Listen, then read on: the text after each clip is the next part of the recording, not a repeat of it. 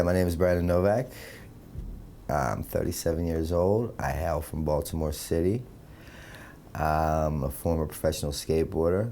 Some know me as the fellow from Jackass, and some may know me as a recovering alcoholic with 2 years sober.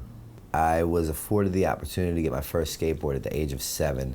That night when my mother put me to bed, she said, "Brandon, what do you want me to do with this skateboard?" I said, "I want it in bed with me." She said, "Why?" I said, "Because if I die, I want it to come with me." It was like God had came down and handed me the Holy Grail in the form of a skateboard. It was from that day forward that I touched the skateboard for the first time.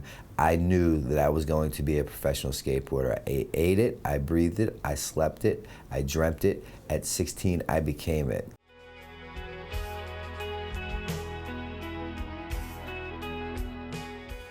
My sponsor tells me that. He says, "Novak, you're different. At the bottom of your wine glass is a needle every time." Because I struggle with the fact of saying I'm an alcoholic, because I can take or leave a bottle of wine, but that progression always starts with the bottle of wine. Shooting heroin is not socially acceptable, but we can go to the pub and drink for days on end, and that's okay. For 21 years, I had tried to stop shooting heroin. I tried to stop drinking wine. I would change women, I would change homes, I would change states, I would change countries, I would change careers, and I could not shake that obsession. Only to find myself in Helsinki, Finland, in a very nice hotel in the lobby bar, drinking bottle after bottle of wine, shooting bag after bag in the bathroom. And the common theme in my story is I find myself with myself, by myself, crying to myself, because what I've come to understand now after doing some work with myself in the program is that I can't shake my shadow. I take me with me everywhere I go. I always share that I was the kind of alcoholic that I wanted to kill myself on a daily basis, but I didn't want to hurt myself in the process. I turned 19, 20, 22, 23, 24, 25, 27, 28, 29, 31, 32, 33, 34, 35 in a jail or a treatment center. Walk into treatment with the same outfit on. I've had the same counselor 4 previous times. She knows who I am, she knows what I've done in my past, and she knows the things that I'm capable of doing. And she said, "Mr. Novak, you're back." I said, "Yeah." She said, "If you play your cards right, today could be the best day of your life." They said, "Novak, you have given up everything in the world for one thing for 21 years. I said, "Yeah, you're right." They said, "Make a deal with us. While you're here for 90 days, give up that one thing and let's see what you obtain." I gave up that one thing for 90 days, and if I would have made a list of what I wanted to accumulate, I would have undersold myself dramatically. And that was just while being in treatment, just giving up drugs and alcohol. Sobriety has given me everything that alcohol and drugs promised me.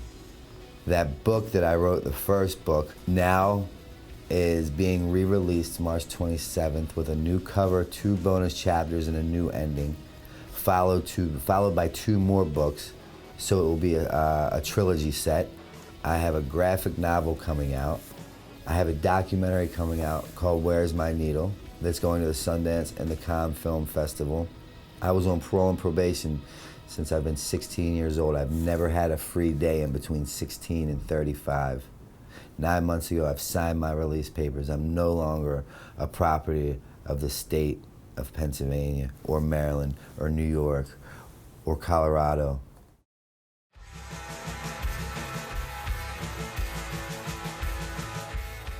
I got a message from David Gillespie, who works here, and he says, "Hey, I work with a treatment center in Florida. Would you be interested in coming down and telling your story?" I said, "Yeah, I'd love to." He says, "When?" I said, "The fact of the matter is, during this phone conversation, 4 people will have overdosed and died. So if it were up to me yesterday." So I saw all the makings of this really beautiful, God-sent spiritual deal with people with the right intentions, motive sincere, right thing for the right reason, and I really liked it. Next day I'm having dinner, and I say to Dave, I said, he's in my hotel room, we're getting ready to have my final dinner. I said, I think what I would love to do is what Chris Herring does. He travels around, he tells his story. So I want to do the same thing in this world in that aspect. I wanted to fly in, I want to tell my story, I want to talk to people, but I don't know how to get locations. I don't know how to talk to people at colleges and set these functions up. I don't know how to work with non-for-profit organizations. I would like to team up with Banyan to do that. And they say, Brandon, we didn't fly you here for any reason. We would like to do that with you. I work a very strong program. My intentions are sincere. My motives are proper. I do the right thing for the right reason. People believe in me, so I don't have to sell who I'm employed by, meaning I don't have to knock on doors. I don't have to try to sit down for meetings. And my work just kind of happens for itself. And he said, that's exactly why we want you to be part of Banyan. I really want to further ensure that, like, as long as you're breathing, it's never too late to get help. I was that alcoholic, deemed unfixable. My mother bought me a plot. People took life insurance policies out of me. I was on life support for 7 days. I didn't even believe in myself that I would get sober. But people never gave up on me. So how dare I give up on people?